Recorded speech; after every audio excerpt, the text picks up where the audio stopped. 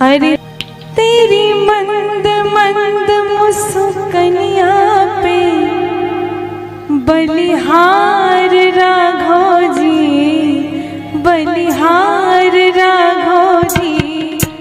तेरी मंद मंद मुस्कनिया पे, तेरी मंद मंद मुस्कनिया पे बलिहार राघव जी, बलिहार राघव जी।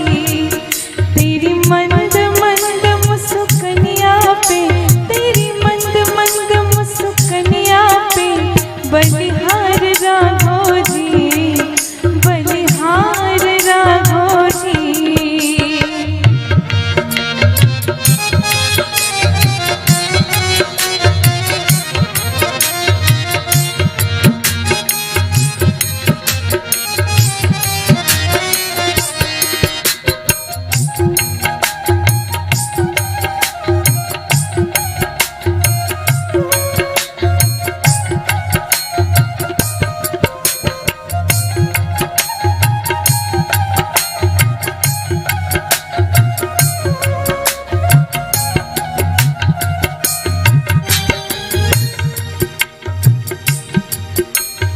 बाल बड़े घुंघराले, बादल जो कारे कारे।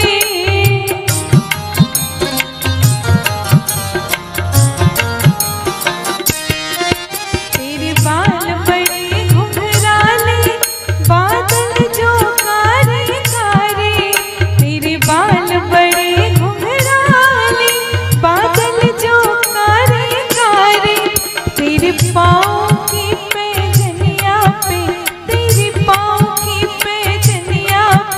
बलिहार राघव जी, बलिहार राघव जी।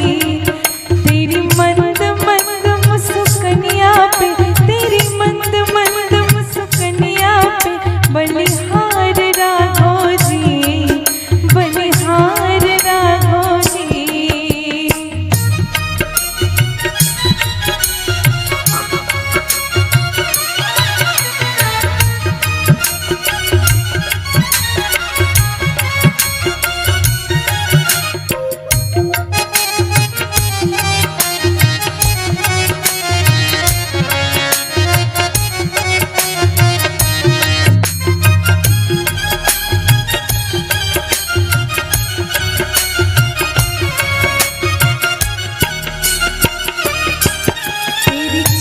बड़ी मतवाली लगती है प्यारी प्यारी।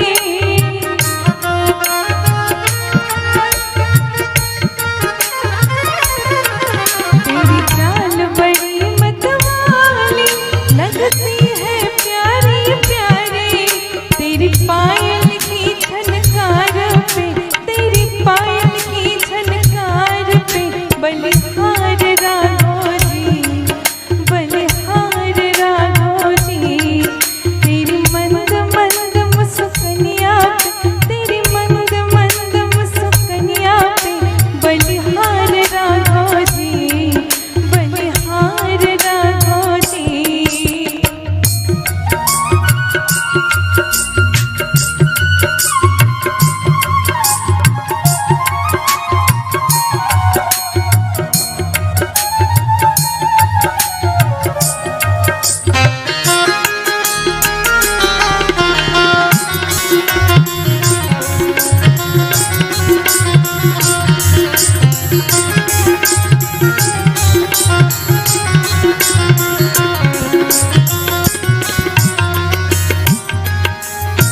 क्या बात।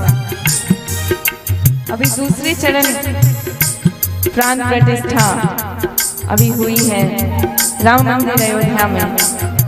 तो बहुत ही सुंदर ये भजन में ये लाइन है। तेरे संग में सियस कुमार लगती है प्यारी प्यारी।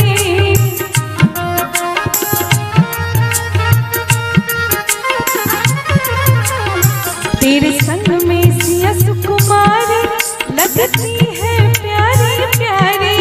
तेरे संग में सियस कुमार लगती है प्यारी प्यारी।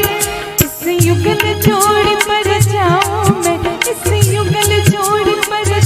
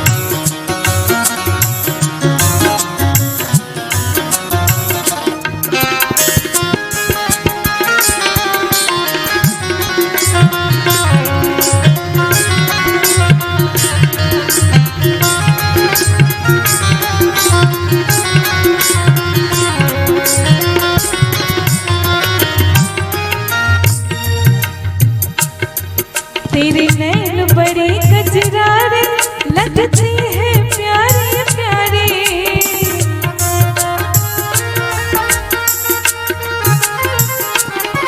तेरे नैन बड़े कजरारे लगते हैं प्यारे प्यारे।